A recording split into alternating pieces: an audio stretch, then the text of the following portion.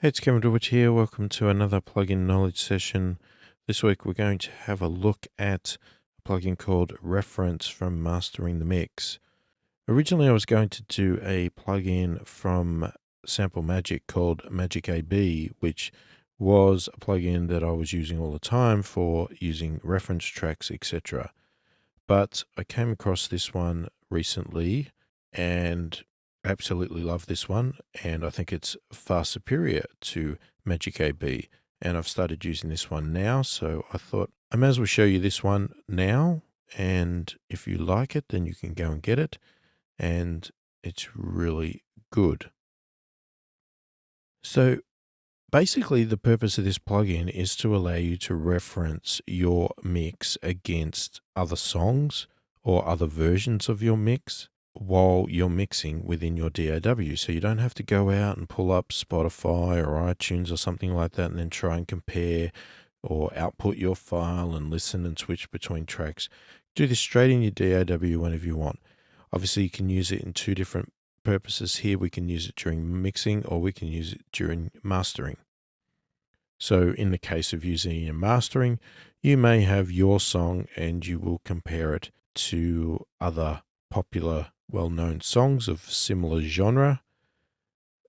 And just to make sure that your EQ settings and everything else are fitting into the same space and you're getting the sound that you want. Now you can obviously do the same thing in mixing. You can compare your entire song to, again, popular tracks again. But what you can also do is if you are going through various versions of your mix and you want to keep comparing to make sure that your mix is getting better than the last version, you can load all these versions up into this plugin and then switch between them all very quickly to make sure that what you think you are doing, you are doing. So the best way to use this here is we've got lots of settings. Obviously we've got a waveform here. Now we can create lots of presets for ourselves, and I suggest you do that if you have this plugin. And I've created all different sort of genres here. So alternative, ballads, bluegrass, chillwave, etc., etc., all different genres. So depending on the song that I'm working on will depend on which preset I use. And it will load up various tracks. Now, obviously, you can create your own as you go as well, and you might use your own songs. Obviously, I'm not going to play any of these at the moment because I don't want to get into any copyright issues. And when we do that, we've got our original and our reference here that we can switch between the two. So I'm going to remove these tracks here by just, you click on them and you click the minus button here and it will remove it. If I click on plus, it will open up the window there, or we can click this or drag some files in. So I'm just going to go find some files. So I've just loaded in 4 files here and they're all my songs, so we don't get into any copyright issues. I'm not playing these for any purpose other than that. So we have another song that is already playing in our DAW. So even if I bypass this now, I can play that.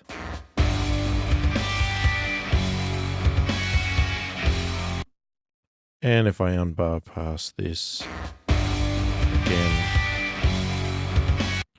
we get our signal. Now, this also does this does volume balancing, and it uses sort of RMS balancing to level out things. So just for the moment, I'm just going to turn this down so that we can concentrate on it. So we've got it switched to our original at the moment. Let's go even lower. And if I click it, we'll switch over to our reference track. Come back, original, reference.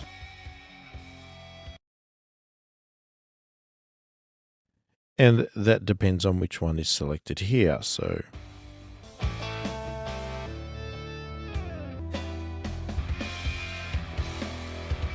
we can quickly flick through each of these and go back to our original as well. So you'll hear there's a bit of difference there in volume, but what we can do is we've got some settings up here. So, okay, so some of the settings here, we've got this mirror button and free button here. So in mirror mode, it links to your DAW. So if we were to have the same song over and over again listed in here and it was matching the same song in our DAW, that can be quite handy, because what happens is, depending on where you place it in your DAW, you'll see that it jumped across there when I'm clicking, and it's linking to the place there. Now, having different songs is of potentially no value to that. But if you're referencing this compared to other versions of your song, then having it linked would be ideal, because it would play in the same spot all the time as you go. The other mode is obviously to put it into free mode, and that way it doesn't matter where we place the cursor in our DAW, we can actually determine individually which part of this gets played. Now, in free mode, we can also create some loops. So we can actually select a mode here. We can create another one here. We can create multiple loops. Okay, so once we've dragged a section and created our loop, to actually enable it, we click on the control key, hold the control key and click on the section. Once it's pink, it is now active as a loop.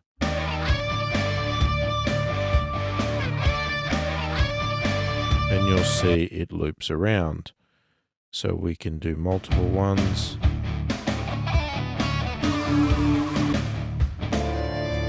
But you can only do one at a time. So we can have multiple selections, and then we just quickly hold the control key, click between them, and you saw there the cursor was jumping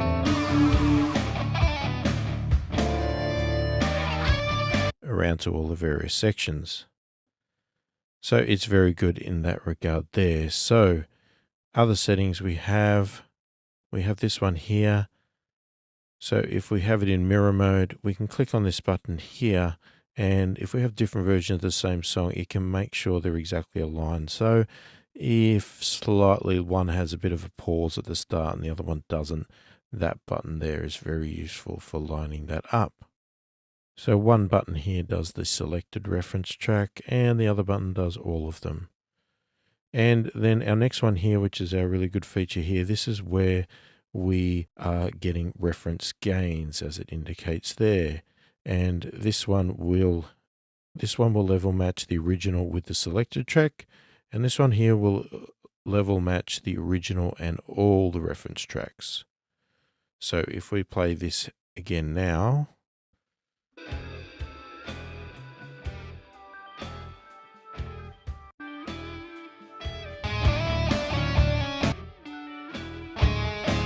you'll hear there's a big difference in volume, and you can actually look over on the meetings here as well. So in regards to this side's the original, and it's saying that it's minus 27.7 LUFS, and this side is minus 11.8 LUFS. So obviously there's a big difference here.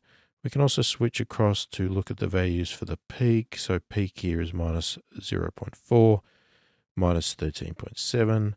So this track here has been mastered. The references have been mastered, and this one in here is not. It's actually quite a lot lower in volume, obviously. So what we can do is we can quickly tick on this box here to level match. And now when we switch between them,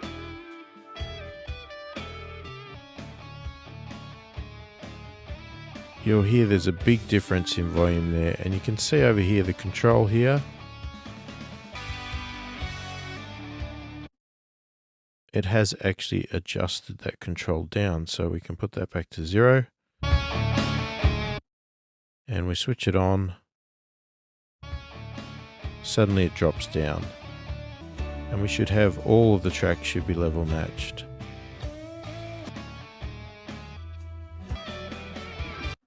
So that's one feature that I absolutely love, the fact that it automatically level matches all the tracks, because now you can get a true representation between them without having to manually adjust the volume of each one. You can just pull in these tracks and bang, they're ready to go.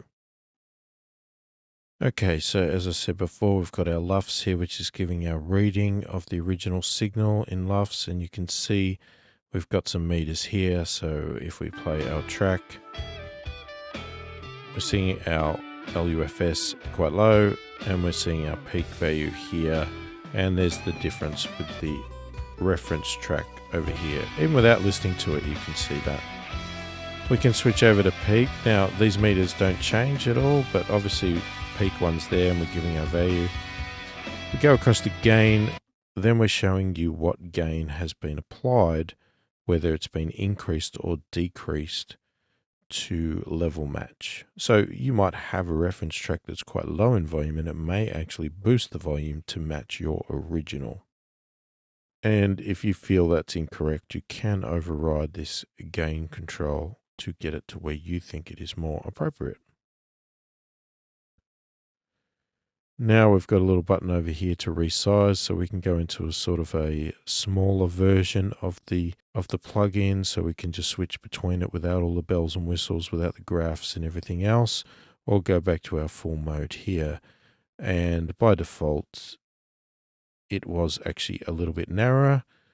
It was about like that, but you can widen it to its full width, and the height can be adjusted as well.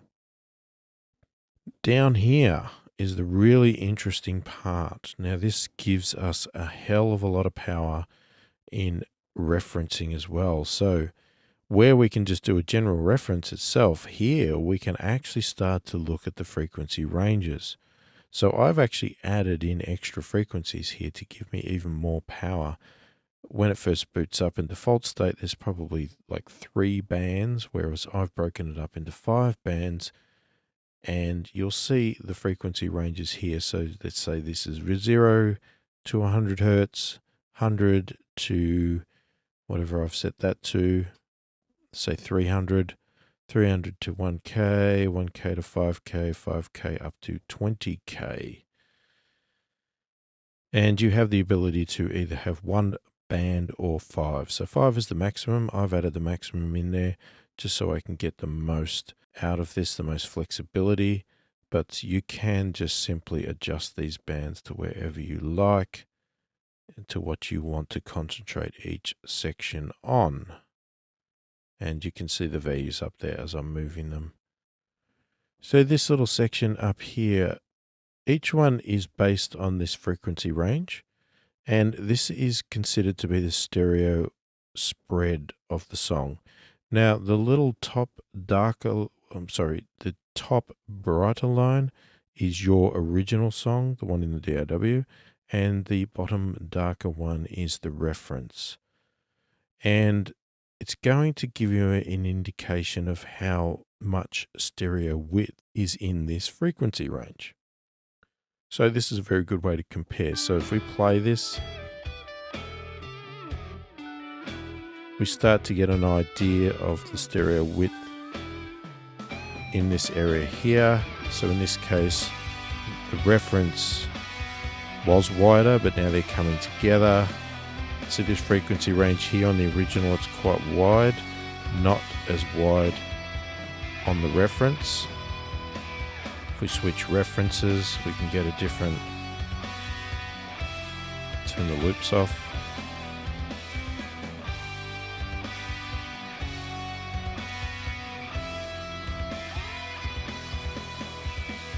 So they can give you a good gauge of how the frequencies are spread across the stereo field in each of these bands. And as I said, you can have as many or as little bands of these as you want, but still get this field setting here.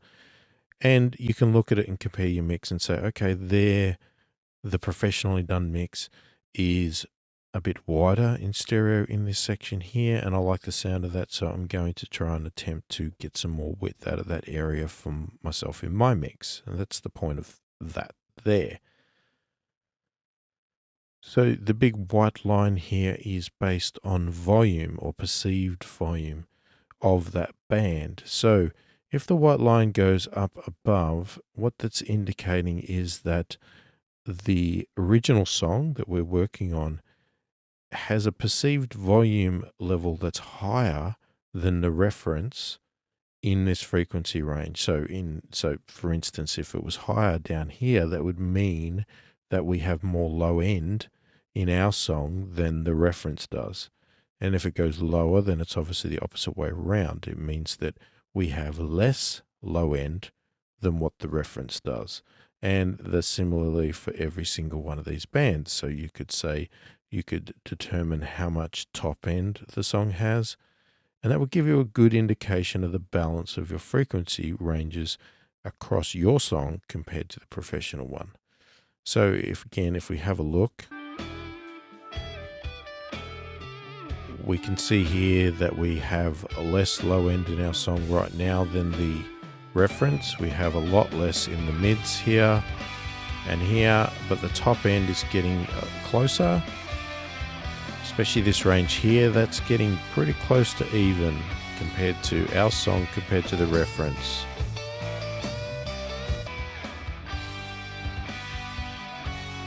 And if we switch to another track, we can get a little bit different. So we saw there, we've got a lot more top end in this song than we do with the reference. So the reference in this case will have an appearance that it's a bit darker in the top range. And it depends on the section of your song too. You've got to keep that in mind. We might have a section of a song that has a lot of cymbal crashes. And of course, our top end is going to go up there.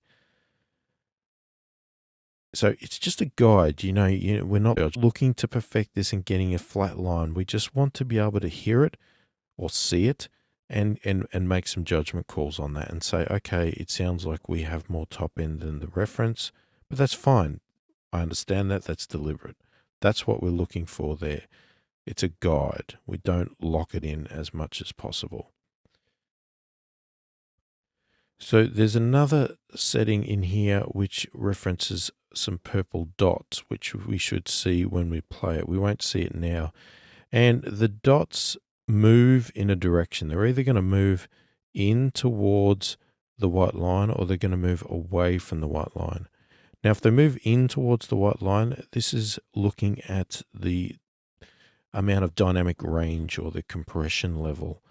Now, when it moves in towards the line, it means that our original that we are working on is more compressed or has less dynamic range than the reference track. If the signal is moving out, if the purple dots are moving away from the white line, it means that we have more dynamic range than the reference track does.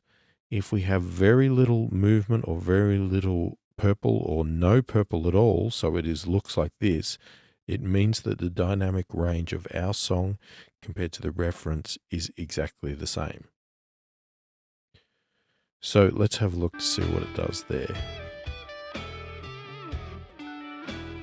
So we can see there with the bass, it's very faint, but there is a bit of movement away from the white line. Here, that's pretty much, so they're basically the same now. We're getting a bit difference in the high end here. So that's actually moving towards the white line. So if we're moving towards the white line, that means we have more compression, less dynamic range on our original track compared to the reference. So the reference has more dynamics in the top end here, but we could see that we were getting pretty much exactly the same in some of the sections there for a while. Let's have another look at another song. So again, there's not major difference here. This section here is exactly the same. We've got a bit of movement on the low end here, so we've got it moving away from the white line. And when it's moving away, that means that we have less compression on our song than the reference, so we've got more dynamic range. And again, we don't need to get it perfectly the same. This is just giving us a guide of things that we could look at. So we could look at maybe putting a multi-band compressor on or something like that and targeting this frequency range to just reduce the dynamic range if we feel we need to. Obviously, use your ears and make your own judgment calls on that. We can change the scale as well. So If we play this, we can adjust how big a level or we want to see. Obviously that's taking it off the level there. We can bring it there. We can set it to A here, which is then going to be automatically setting the range based on the signal that's coming in. We can also adjust some settings here, so we can display mode readout, stereo width. We can turn some of these things off if we do not want to see them. So that's all well and good. Nothing major there. And as I said earlier on, create your own presets. So what you would do is load all your audio in, create your bands, create your settings, however you want it to look or respond. Link your buttons there, set it to free mode, however, and then go and save yourself some presets with whatever you want to call that. And depending on your DAW will depend on how that looks. Obviously, this is how it looks in Cubase, but in other DAWs, it will look very different. So this is a really great plugin. It's fairly new as far as I know. It was new to me anyway, but a lot of advanced features, especially down in this range here, not only comparing directly between your references, but comparing each band that you want to set in here, and it gives you a lot of power to determine what it is. Now, the other thing you can do, which I failed to mention, is I'll play the song here, and if I click on the band, suddenly that's all we hear. So we can actually, not only can we visually check the difference between the bands, but we can listen to them. And it applies across the original and the reference. So we can really hear what is happening in this band.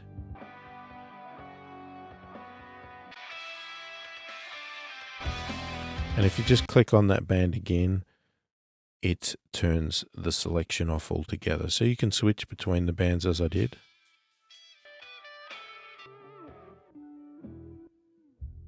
Or if you want to turn that off and go back to the full song, just click on the same band that you just clicked on, and then they're all open.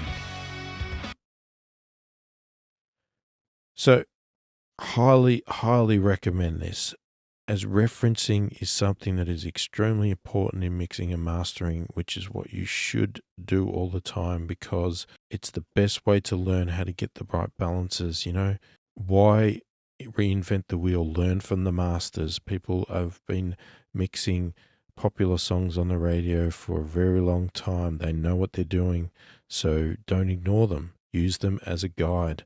Reference your songs against theirs.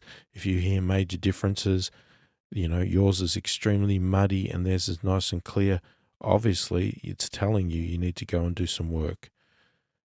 So this plugin to me is a very good plugin, and I highly recommend that you go and look at buying it. It is not extremely expensive. It is a fairly affordable plugin. Hope this has been helpful to you. Thanks for watching, and I'll catch you in the next video.